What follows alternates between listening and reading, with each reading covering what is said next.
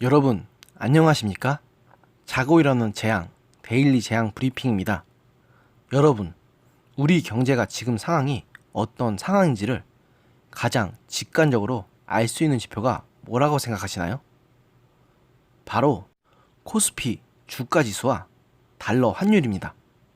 그런데 이 두 지수가 모두 엄청나게 무너지는 모습을 보여주고 있어서 우려가 커지고 있습니다.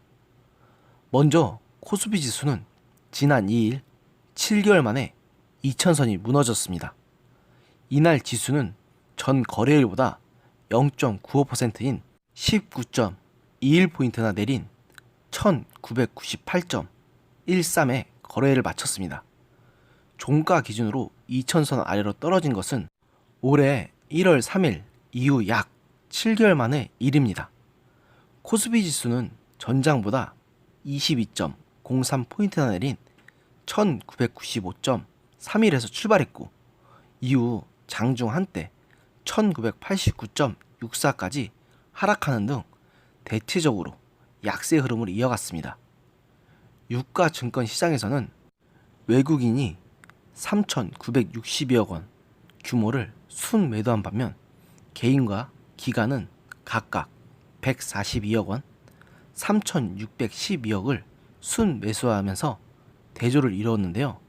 이날 삼성전자, SK하이닉스, LG화학, 셀트리온 등 시가총액 상위 종목 전반 약세를 보였다는 점에서도 향후 우리 경제에 대한 전망이 어떤지를 잘 알 수 있을 듯합니다. 반대로 원달러 환율은 1200원을 넘어섰습니다. 3일 국제금융센터에 따르면 현재 시간으로는 전날 뉴욕 여객 차액 결제 선물한 시장에서 원달러 환율이 1203.85에 최종 호가됐습니다. 전날 서울 외환시장의 환율 종가가 9.5원 오른 1198원에 마감해 2년 7개월 만에 최고가를 기록했는데 이보다도 6원 가까이 높은 수준입니다. 당연한 일이겠지만 환율이 너무 지나치게 올라도 결코 긍정적인 상황이라고만은 할 수가 없습니다. 물론 수출 비중이 매우 높은 우리나라에게 있어서 우리 원화의 가치는 어느 정도 낮게 유지되는 것이 좋긴 하지만 뭐든 적당히 하지 않겠습니까? 네, 지금 이 상황을 보면 우리 경제는 부정할 수 없는 최악의 위기의 상황입니다. 경제 지표 중 어느 하나도 긍정적인 상황을 보여주는 지표가 없습니다.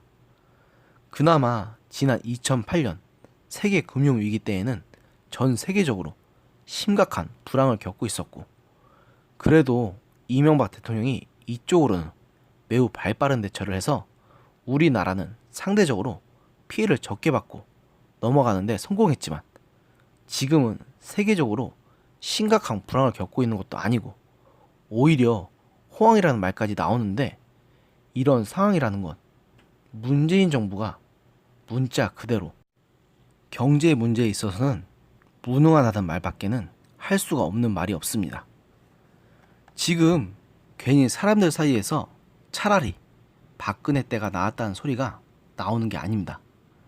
그때는 아무리 헬조선이네 어쩌네 해도 경제 지표가 이 정도로 심각하게 망가지진 않았기 때문입니다.